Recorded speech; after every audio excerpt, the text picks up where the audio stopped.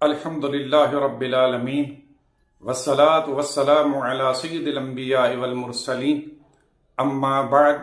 فاعوذ باللہ من الشیطان الرجیم بسم اللہ الرحمن الرحیم۔ حضرات محترم، آج ہم آپ کے سامنے اللہ رب العزت جب فیصلہ فرماتا ہے تو فرشتے اس پر کیا رد عمل کا اظہار کرتے ہیں، اس حوالے سے ایک تعارض کی تطبیق قائم کریں گے۔ چنانچہ حدیث پاک جو مسلم شریف میں مذکور ہے، حضرت عبداللہ ابن عباس رضی اللہ تعالی عنہما اس حدیث پاک کے راوی ہیں،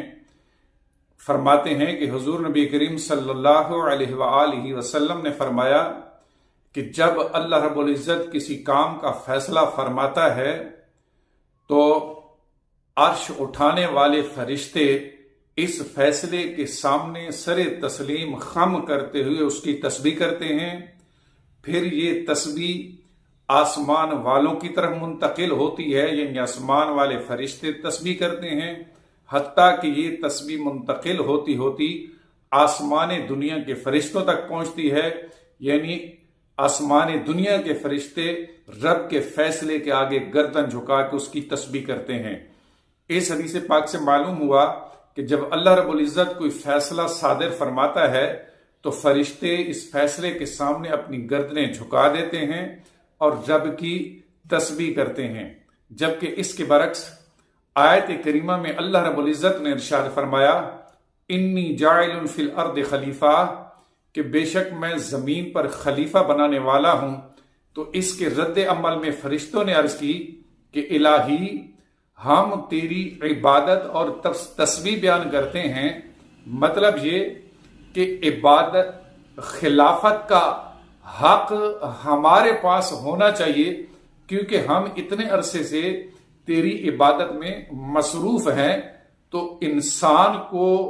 زمین کا نائب تو کیسے مقرر کر سکتا ہے؟ اب اس آیت کریمہ میں فرشتوں نے رب کے فیصلے کے آگے گردن جھکانے کی بجائے اپنا استحقاق بیان کر دیا، جبکہ اس کے برعکس حدیث پاک میں بیان ہوا کہ رب جب فیصلہ کرتا ہے تو فرشتے گردن جھکا دیتے ہیں، یعنی تسبیح پڑھتے ہیں۔ آیت اور حدیث کے درمیان بظاہر تعارض معلوم ہوتا ہے۔ اب اس تعارض کے درمیان تطبیق اس طرح قائم ہوگی کہ یاد رکھیں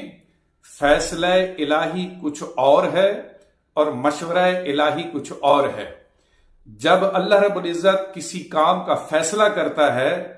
یعنی مشورہ نہیں بلکہ فیصلہ صادر فرماتا ہے، تو پھر فرشتے رد عمل کے طور پر اپنی گردنیں جھکاتے ہیں اور رب کی تسبیح پڑھتے ہیں، جیسا کہ حدیث پاک میں بیان ہوا۔ لیکن جب اللہ رب العزت کسی کام کا مشورہ کرتا ہے،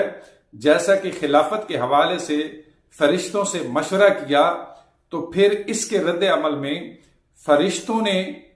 اللہ رب العزت کی بارگاہ میں گردن جھکانے کی بجائے اپنا استحقاق بیان کر دیا